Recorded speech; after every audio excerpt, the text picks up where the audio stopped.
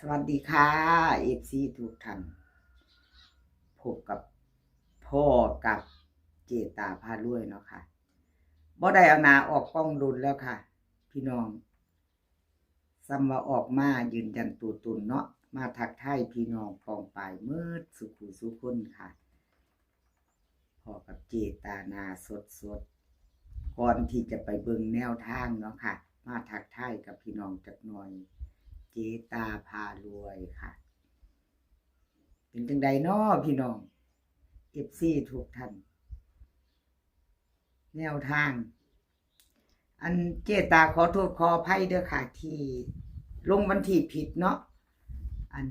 2 คลิปที่เจตาลงไปจะเป็นวันที่9เนาะค่ะอันนี้เอฟซีเพิ่นมาคอมเมนต์บอกว่าเจตาเป็นวันที่11เด้อวันจันทร์บ่ออกไปออกวันพุธเนาะเจตาก็จะได้ไปแก้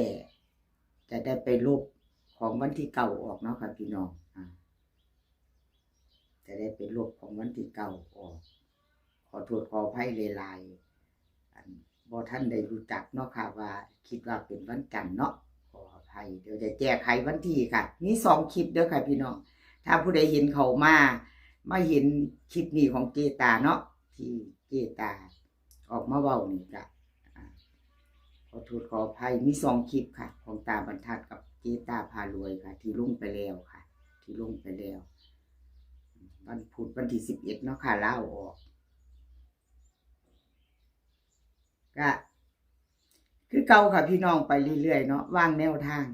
กราบขอบคุญขอบคุณเนาะค่ะขอบคุณหลายๆสำหรับ FC ทุกท่านที่เขามาคอมเมนต์เขามากดไลค์กดแชร์มากดหัวใจให้เจตาเนาะค่ะกราบขอบพระคุณเป็นอย่างสูงบ่มีหยังหลายค่ะคิดฮอด FC ทุกท่านคือเก่าได้ยินแต่เสียงบ่เห็นหน้าเห็นแล้วครับเป็นจังใดมือเห็นแล้วออกมาทักทายก่อนจะไปเบิ่งแนวทางเนาะค่ะเอาไปรับชมแนวทางกันโตเนาะค่ะจากเจตาออกมาทักทายเอาหน้าออกกล้องมาเปิดค่าการมองเห็นจักน้อยยืนยันตัวตนเนาะค่ะกับขอบพระคุณหลายๆทุกท่านทุกคนบ๊ายบายเด้อค่ะไปรับชมแนวทางกันต่อมารับชมรับฟังแนวทางต่อเนาะค่ะพี่น้องหลังจากชมเจตาไปแล้วเนาะจะเป็นของวันที่11เนาะค่ะวันที่11วันพุธวันจันทร์ลาวบ่ออกเนาะค่ะเห็นอยู่นี่ประวัติเจ๊ปากแดงค่ะเจ๊ปากแดงก็หลุดไปกราบขอโทษขออภัยหลายๆค่ะขออภัยหลายๆของเจ๊ปากแดงหลุดไปเดี๋ยวให้เบิ่งรุด2 งวดเด้อค่ะเจ๊ปากแดงFC กับขอโทษขออภัยแทนเพิ่นค่ะวันที่6ที่ผ่านมาลาวพัฒนาออก92629ล่างเนาะวิ่งรูด2 ตัวไม่เดินบ่เป็นหยังค่ะบ่เป็นหยังเจตาเป็นกำลังแรงใจให้คือเก่ามาไปต่อวันที่11ค่ะไปต่อวันที่11เจ๊ปากแดงมาตามกันใหม่เนาะค่ะพี่น้อง2 งวดติดแล้วเจ๊ปากแดงจะมางวดนี้เป็นจังใดเจ้าข้ามโขงไปลาวเด้อพา FC เพิ่นไปเที่ยวลาวพัฒนาเด้อเจ๊ปากแดง2 งวดติดแล้วเด้อเจ้าว่าจังใดเป็นกำลังใจให้กันเอา FC เจ๊ปากแดงมารับชมรับฟังไปพร้อมกันค่ะบาดนี้พิจารณาไปนํกันเนาะค่ะวิ่งรูดเพิ่นให้มาค่ะ2กับ4 2ตัว4หาง2524 4140เบิ้ลค่ะ22กับ44 3ตัว3หางค่ะ425 240 424ค่ะวิ่งรูดเพิ่นเด่นทอกันเด้อค่ะวงกลมให้ทั้ง2ทั้ง4 2ตัว25กับ24 3ตัวค่ะ2หางเพิ่นเน้นให้425 424ค่ะเจ๊ปากแดงใครจะตามต่อกับเพิ่นก็แคปหน้าจอเนาะค่ะกับขอบคุณเจ๊ปากแดงหลายๆเด้อค่ะที่ให้แนวทางมาวางทางช่องของเจตากับขอบพระคุณเป็นอย่างสูงค่ะเอามาไปต่อเป็นของใครล็อกเทียนทะเลค่ะ ลอกเทียนทะเลค่ะพี่น้องวันที่6ที่ผ่านมาหลุดไปคือกันเนาะค่ะลอกเทียนทะเลหลุดไปครับขอโทษขออภัยแทนเพิ่นเนาะลาวพัฒนาออก926ค่ะ3ตัวบน29ล่างเนาะวิ่งลูดไม่เดิน2ตัวไม่เข้าไม่มาเนาะค่ะมาไปเบิ่งใหม่2งวดติดหลุดไปค่ะล็อกเทียนทะเลขอโทษขออภัย FC หลายๆเจตาเป็นกำลังใจให้เด้อค่ะบ่ว่าจะเข้าจะหลุดเนาะพี่น้องก็เป็นกำลังใจให้กันซึ่งกันและกันคือเก่านั่นล่ะล็อกเทียนทะเลกับขอบคุญขอบคุณ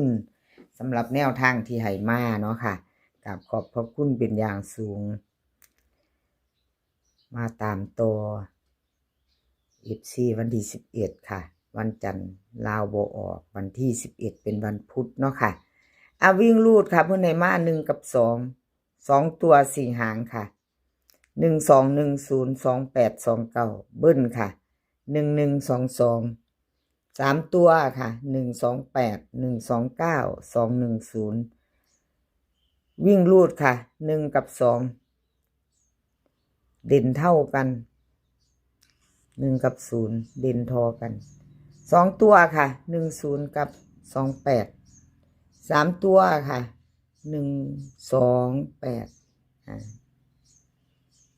แคปหน้าจอไว้กับพี่น้องไปต่อกันกับเพิ่นเนาะ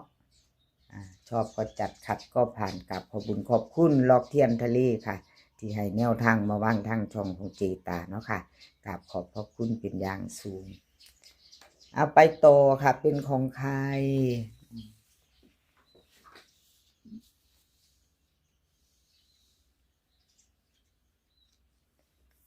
เลขทุกตัวเอามาวางเพื่อเป็นแนวทางโปรดใช้วิจารณญาณในการรับชมเป็นอย่างสูงเนาะค่ะพี่น้องรับชมรับฟังเป็นเพียงแนวทางเนาะค่ะรับชมรับฟังเป็นเพียงแนวทางหลุดไปกับกราบขอโทษขออภัยเนาะค่ะเห็นอยู่นี่ประวัติของเพชรค่ะพี่น้องเพชรวันที่6ที่ผ่านมาเนาะค่ะของเพชรเพิ่นก็หลุดไปเนาะพี่น้องเล่าออก926 3ตัวบน26ล่างค่ะวิ่งลูดบ่เดินบ่เข้า2ตัวบ่มาขออภัย FC แทนเพิ่น2งวดติดคือกันค่ะแนวทางหลุด2งวดติดหลุดแล้วหลุดเลยเนาะค่ะพี่น้องเป็นกำลังใจให้กันซึ่งกันและกันเหมือนเดิมแล้วค่ะไปให้กำลังใจกันบ่ว่าจะเข้าจะหลุดเนาะช่องเจตาก็บ่มีกักค่ะหลุดคือหลุดเข้าคือเข้าให้ความมั่นใจกับ FC ให้เบิ่ง2งวดเนาะค่ะให้ความมั่นใจได้เบิ่งเบื้องหลังเพิ่นประวัติเพิ่นที่ผ่านมาเนาะค่ะแนวทางใหม่ค่ะของเพชรพิจารณาไปนำกันชอบกระจัดเนาะค่ะขัดกระพาน FC ใหม่เด้อค่ะ FC ใหม่ถ้าเพิ่งผ่านเขามาเห็นเป็นครั้งแรกเนาะค่ะยังบ่ทันกดติดตามเจตาก็ฝากกดติดตามถ้าชอบเนาะฝากกดติดตามแล้วก็อย่าลืมกดกระดิ่งแจ้งเตือนไว้ค่ะจะได้บ่พลาดคลิปใหม่ๆในช่องของเจตาพารวยเนาะค่ะมาต่อกับเพชรค่ะลาวพัฒนาวิ่งรูดเพิ่นให้4ค่ะกับ2กับ2ตัว4หาง46 47 20 24ค่ะเบิ้ล44กับ20 3ตัวค่ะ424 246 247ค่ะวิ่งรูดเด่นทอกันทั้ง2ทั้ง4ค่ะวงกลมให้2ตัวเน้น47กับ20ค่ะ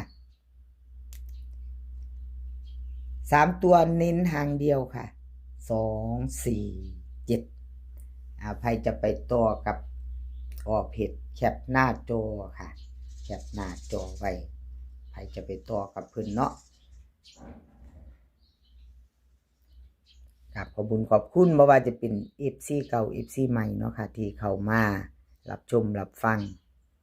เข้ามากดไลค์กดแชร์เข้ามาเป็นกำลังใจให้เจตาเนาะค่ะแล้วก็คอมเมนต์เนาะขอบคุณขอบคุณหลายๆค่ะที่เจตากะบ่รู้จักว่าเพิ่นหยุดเนาะพี่น้องบ่ได้เบิ่งบ่ทันเห็นรายละเอียดเมื่อวานนี้พ่อกะลงชิปไป2ชิปเนาะพี่น้อง มีของเจตากับตาบรรทัดจะเป็นวันที่9เนาะ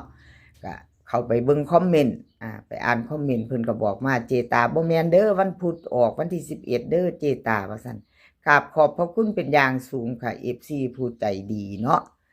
ผู้ใจดีเพิ่นคอมเมนต์เข้ามาFC ช่องเจตาใจดีค่ะมีแต่ภูมิมีน้ำใจกับขอบคุณหลายๆค่ะที่ชมมาได้ทุกอย่างที่เจตาเฮ็ดผิดไปเนาะทำผิดพลาดเพิ่นก็บอกมาดีกับขอบพระคุณเป็นอย่างสูงบ่ว่าจะเว้าผิดเขียนผิดเนาะค่ะ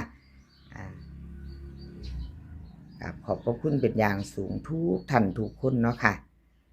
จากใจของเจตาเนาะกับขอบคุณอเพชรหลายๆค่ะที่ให้แนวทางมาวางทางช่องคลิปนี้ขอให้พี่น้องโชคดีกับลาวพัฒนาวันที่11เนาะค่ะเป็นวันพุธเจตาลงให้ก่อนหลายมืออยู่ค่ะลงไปเรื่อยๆเนาะค่ะลงไปเรื่อยๆวันที่11มีเวลาพิจารณากันอยู่ขอให้พี่น้องโชคดีกันทุกคนมื้อนี้ขอให้มีความสุขค่ะขอให้สุขภาพร่างกายแข็งแรงกันทุกคนเดินทางไปไสก็ขอให้ปลอดภัยเดินทางไปขอให้มีโชคกลับมาขอให้มีชัยคลิปหน้าพอกันใหม่ค่ะคลิปนี้ก็สวัสดีค่ะ